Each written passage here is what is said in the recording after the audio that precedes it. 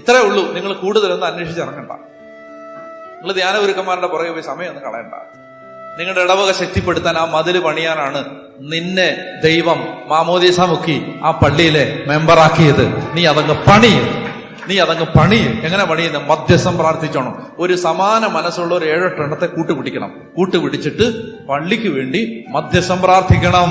അപ്പൊ എന്താ സംഭവിക്കാൻ പോണെന്നറിയാമോ? ഒരു 3 മാസം അങ്ങനെ നിങ്ങൾ പ്രാർത്ഥിച്ചു കഴിയുമ്പോ എന്ത് ചെയ്യുന്നറിയാമോ?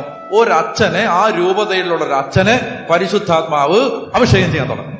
മനസ്സിലായോ? അത് മധ്യസ്ഥ പ്രാർത്ഥന ഇങ്ങനെ അങ്ങോട്ട് തുടങ്ങുമ്പോ ഏതെങ്കിലും ഒരു അച്ഛന്, വെറുതെ ഇങ്ങനെ ചായ കുടിച്ചോണ്ടിരിക്കുന്ന ഒരു അച്ഛനെ ഒരഭിഷേകം.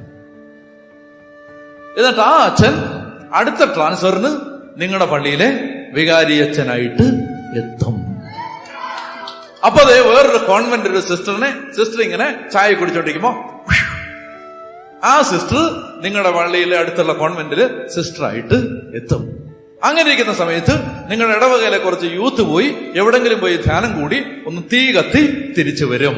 അങ്ങനെ ഇരിക്കുന്ന സമയത്ത് നിങ്ങളുടെ ഇടവകയിലെ കുറച്ച് ആളുകൾ ഏതെങ്കിലുമൊക്കെ വചനം കേട്ട് കുറച്ച് ശക്തി പ്രാപിച്ച് റെഡി ആയിട്ട് നിൽക്കും. അപ്പൊ ആ വികാരിച്ചൻ വന്നിട്ട് പറയും, നമ്മുടെ ഇടവയ്ക്ക് മൊത്തം ഒരു ഉണർവ് വേണം, അതുകൊണ്ട് പ്രാർത്ഥിക്കാനും ദൈവത്തെ ആരാധിക്കാനും മനസ്സുള്ള ഒരു 5 പേര് വരട്ടെ എന്ന് പറയുമ്പോ ദാ അവിടുന്ന് ഒരു 5 പേര്, ഇവിടുന്ന് ഒരു 5 പേര്, ഇവിടുന്ന് ഒരു 10 പേര്, ഇവിടുന്ന് ഒരു 50 പേര് വന്ന് നിൽക്കുമ്പോ അച്ഛൻ ബോധം കെട്ട് വീഴും. അതുപോലെ ഒരു 50 എണ്ണം അഭിഷേകത്തിൽ. അപ്പൊ ആ 50 എണ്ണം അങ്ങോട്ട് നിന്ന് ദൈവത്തെ ആരാധിച്ച് പ്രാർത്ഥിക്കുമ്പോ ഇടവക കത്തും, ഇടവകയുടെ മതില് പണിയപ്പെടും. ഓരോരുത്തരും അവരവരുടെ മതില് പണിയണം.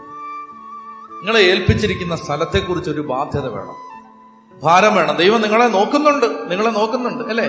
മാർത്തയും മറിയത്തെ കുറിച്ച് പറഞ്ഞപ്പോ ബൈബിള് പറയുന്നത് എന്താ? യേശുവിനെ സ്നേഹിച്ചിരുന്ന മാർത്തയും മറിയവും, അങ്ങനെയാണ് പറയുന്നത്. അവൾ മാർത്തയുടെ നഗരമായ ബഥാനിയായിൽ നിന്ന് ഉള്ളവൾ ആയിരുന്നു. ഫിലിപ്പോസിന്റെ നഗരമായ ബെത്സയിദ. ദൈവം സ്ഥലത്തെ അടയാളപ്പെടുത്തുന്നത് ഗൂഗിൾ മാപ്പ് വെച്ചിട്ടല്ല, അവിടെയുള്ള ദൈവമക്കളെ വെച്ചിട്ടാണ്. ദൈവം സ്ഥലത്തെ അടയാളപ്പെടുത്തുന്നത്, നിന്നെ അടയാളപ്പെടുത്തുന്നത്, അല്ലെങ്കിൽ നിന്റെ സ്ഥലം ഏതാ? കുരിപ്പുഴയെ ദൈവം അടയാളപ്പെടുത്തുന്നത് നിന്നെ മാർക്ക് ചെയ്തിട്ടാണ്, നീ ജീവിക്കുന്ന സ്ഥലം അങ്ങനെ പറഞ്ഞിട്ടാണ്. ഹല്ലേലൂയ!